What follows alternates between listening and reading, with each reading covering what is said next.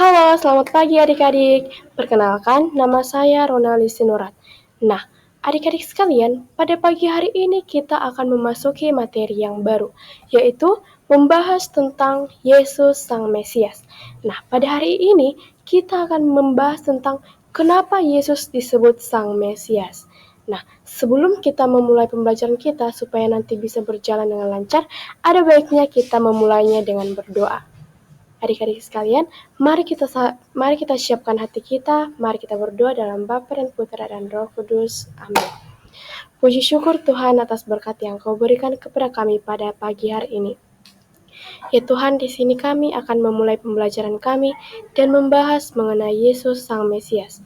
Semoga pembelajaran ini bisa kami ingat dan bisa menambah wawasan kami nantinya. Ya Tuhan Yesus, berkatilah kami dari awal, pertengahan, hingga akhir pembelajaran kami ini. Dikokain puji kini dan sepanjang segala masa. Amin. Dalam Bapa dan Putra dan Roh Kudus. Amin. Nah, baik adik-adik sekalian, setelah kita berdoa dan kita sudah menjadi fokus, kita akan memasuki materi kita yaitu Yesus Sang Mesias. Nah, sekarang Ibu akan bertanya. Nah, pertanyaan ini yang akan membawa kita lebih mendalami materi kita, bagaimana Yesus disebut Sang Mesias. Nah, sekarang Ibu ingin bertanya, apa arti kata Mesias bagi kita pada masa kini? Dan mengapa Yesus disebut sebagai Sang Mesias? Nah, adik-adik sekalian, Yesus adalah Sang Mesias, yang artinya Juru Selamat yang diutus oleh Allah.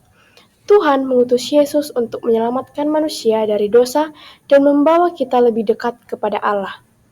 Seperti yang kita tahu, Yesus lahir dari Bunda Maria. Ia mengajarkan kita untuk hidup dengan kasih, jujur, dan saling menolong. Yesus juga melakukan banyak mujizat, seperti menyembuhkan orang sakit dan memberi makan orang banyak. Masih banyak mujizat-mujizat yang dilakukan oleh Yesus. Nah, Yesus juga wafat di kayu salib. Untuk apa? Untuk menebus dosa kita dan bangkit pada hari ketiga. Hal itu membuktikan bahwa Yesus adalah Tuhan dan Mesias yang dijanjikan.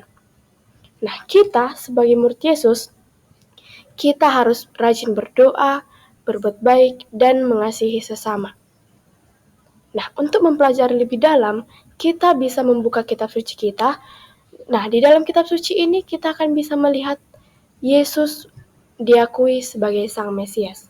Kita bisa membukanya dalam Yohanes 4 ayat 25 sampai 26, di mana Yesus mengakui bahwa Ia adalah Sang Mesias.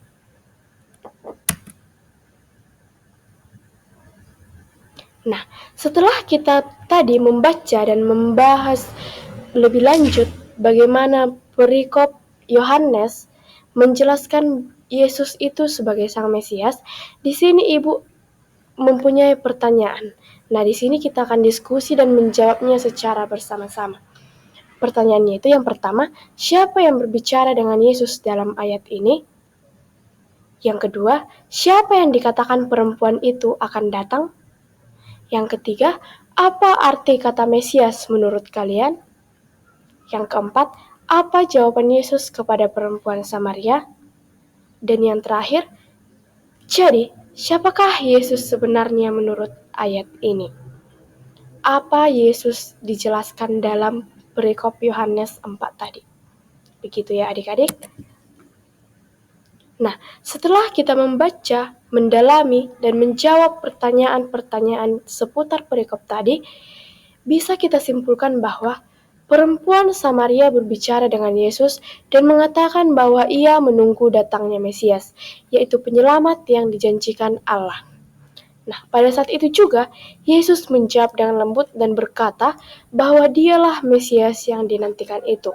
Dan kata lain, Yesus menyatakan siapa dirinya sebenarnya. Bukan hanya seorang guru atau nabi, tetapi anak Allah yang datang untuk menyelamatkan semua orang, termasuk perempuan Samaria yang dianggap orang berdosa dan berbeda bangsa. Yesus ingin menunjukkan bahwa kasih dan keselamatan dari Allah bukan hanya orang tertentu, tetapi untuk semua orang. Ia mengasihi kita semua tanpa membeda-bedakan, dan Dia ingin kita Dan Dia ingin setiap orang mengenalnya sebagai Mesias, Sang Juru Selamat dunia. Begitulah kesimpulan dari perikop yang kita baca pada hari ini, yang membahas tentang Yesus Sang Mesias. Nah, sebagai penutup untuk pembahasan kita pada pagi hari ini, bisa kita simpulkan bahwa Yesus adalah Mesias yang dijanjikan Allah untuk menyelamatkan semua orang. Ia datang bukan hanya untuk orang Yahudi, tetapi juga untuk semua bangsa, termasuk perempuan Samaria yang dikucilkan. Dalam perjumpaan itu, Yesus menunjukkan bahwa kasih dan keselamatan Allah terbuka bagi siapapun yang mau percaya kepadanya. Bagi kita, kisah ini mengajarkan bahwa Yesus mengenal dan mengasihi kita apa adanya. Dan Ia ingin kita percaya serta hidup seperti Dia yang penuh kasih, jujur, dan mau berbagi kebaikan kepada semua orang.